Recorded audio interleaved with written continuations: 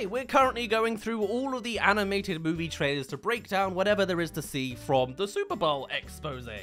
And so far, it has been a giant waste of my time.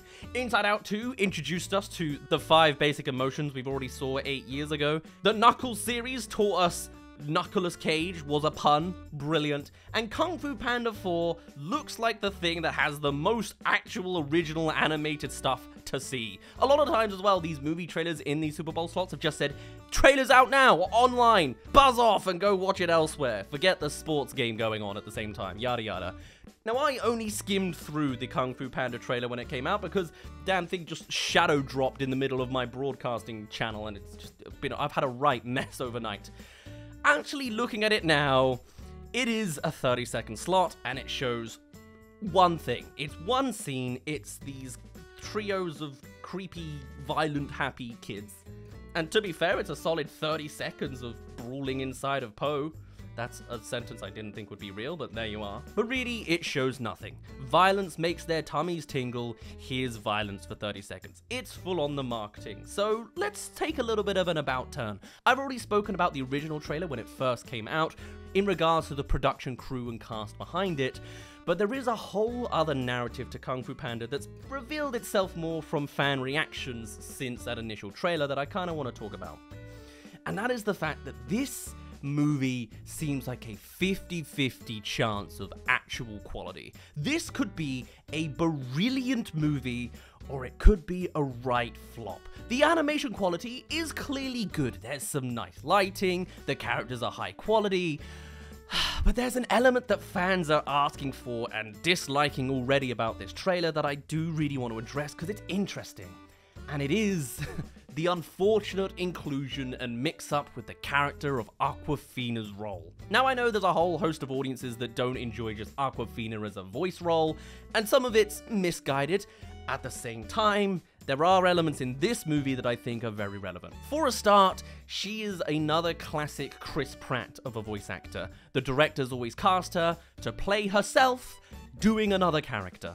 She's the same when she's the pigeon in Migration, she's the same when she's the dragon in Raya the Last Dragon, and she's the same as the fox in Kung Fu Panda 4. And it's tiring, right? It's the same slightly quirky, slightly off from default American voice that you recognize, will bring in some parents, I guess, but loses the integrity of storytelling. But more so than that is the inclusion of this fox character at all. It's fine to introduce new characters. It happens every movie, in every animated movie that has ever existed. Even Inside Out is just birthing new emotions to tell more stories. That's fine.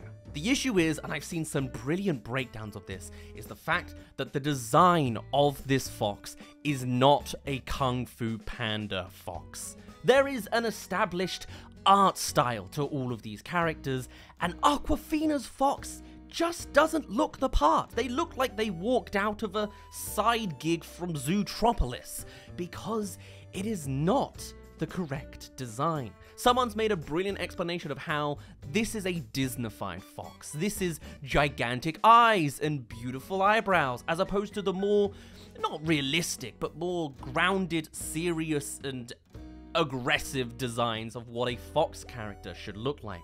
And after seeing these kind of breakdowns that explain where the character design of this Awkwafina fox has gone, I am less motivated for this movie. And the marketing, after a month or two of knowing how fans are responding, obviously aren't going to do a Sonic the Hedgehog change anytime soon, but maybe they could tell us a little bit more to encourage us on where we think the story could go in a way that fans want to see it. And it's just the murder children, which, to be fair, is a very classically done joke. It's not that great of a marketing stint. Great for the middle-aged, middle-class audience that are probably watching the Super Bowl, but it's not accurate for what is the best direction for Kung Fu Panda 4 going onwards. What I've been hearing a lot from fans is that the inclusion of Tai Lung is the make or break of everything. To loop Kung Fu Panda 4 back to the plot of Kung Fu Panda 1 is a brilliant send-off for this quadrilogy, Plus, when you take into consideration the story that Tai Lung had, there is an opportunity for a brilliant story here. Tai Lung was meant to be the original Dragon Warrior until Po came in, kind of disturbed things, and you know, he was rejected anyway because like he had evil in his heart.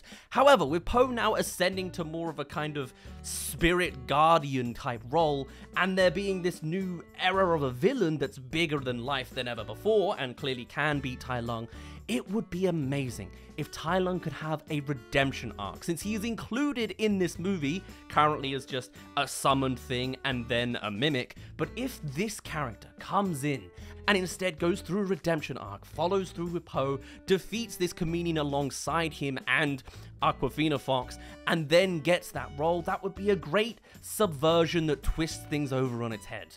Because the way it currently looks and the way they are insinuating things, it does seem to be that just this Awkwafina Disney Fox is just going to show up in this fourth film and then immediately get the role that Po has ascended from. And that is poor storytelling. It is generic and it is simple and it is safe.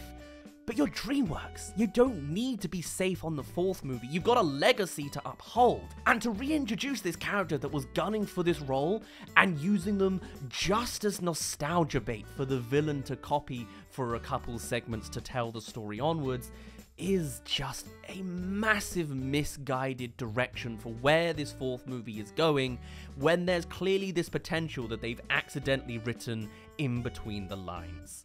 Now, I'm of the opinion that they are going to go with the Disney Awkwafina Fox, and as much as I would say a lot of the hate Awkwafina gets is unwarranted, what is warranted is the misdirection and choices of the writers, producers, and directors, because it's the casting directors that chose Awkwafina, and it's the directors that told Awkwafina to use her normal voice. It's whoever directed the character designers to make it Disneyfied, and whoever guided the writers to tell the story in this way.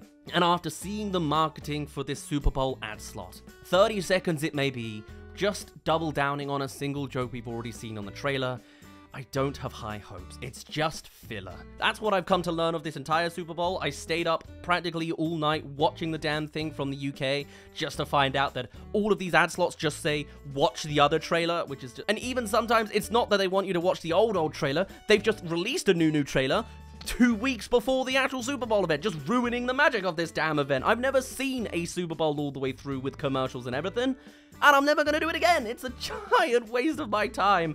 And then at the end, the San Francisco Niners didn't win anyway. It was a complete defeating loss for me across the entire night. Like, I went to bed at 5 a.m. over this, and I've not had a single W. I thought Kung Fu Panda was the trailer that would have the most to showcase and talk about, and even here, there's something, but it's not much. And maybe I should have guessed that, because Super Bowl only allows 30 seconds anyway. It's $7 million down the track. You know, I think it's the value of 6 pence per view or something like that, or a pen, whatever it is. It's like 18 times the price I get per view. So these sponsors really should just do more YouTube ads. For the same amount of views, 115 million views at 6 pence per view. Yeah, they'd get far more leverage if they just did a third of a penny like I go for. But there you are, there's somewhat of a breakdown of where this story is plausibly going. Po has a new role he can't very well fit into. He meets Awkwafina Fox. He goes round the world and builds an army? I'm not actually sure if that actually happens, but they certainly interact with a couple, you know, voice-casted characters to witness and go, whoa, it's that celebrity, brilliant. Wahoomba, Tai Lung is mimicked, probably never gets the redemption arc. They go face the chameleon, they die here and lose, they loop back around, and then they defeat it. Tai Lung cast back into the abyss, Po now on another role being like, wow, I've made it, open to Kung Fu Panda 5, and Disney Fox Awkwafina gets in the role, completely unwarranted, not because it's her fault, but because it is DreamWorks. The modern day executives, they don't know how to market, they don't know how to corporate, they don't know how to tell a good story or even an original one when you see the Disney update, and apparently all magic is lost, even with a super event like the Super Bowl. Potentially. Maybe they're actually going to treat us to a brilliant story that we've been asking all along. I guess we'll just have to see in a couple of months. For now, though, I'm afraid that's all I can tell you. I gotta be the bearer of bad news. There is no Super Bowl Kung Fu Panda 4 trailer, really. Just a visual of a guy getting attacked by children. Brilliant. For now, My name's been Daz.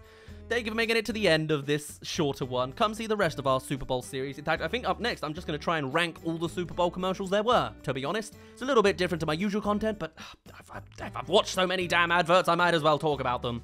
And I will see you in a little bit.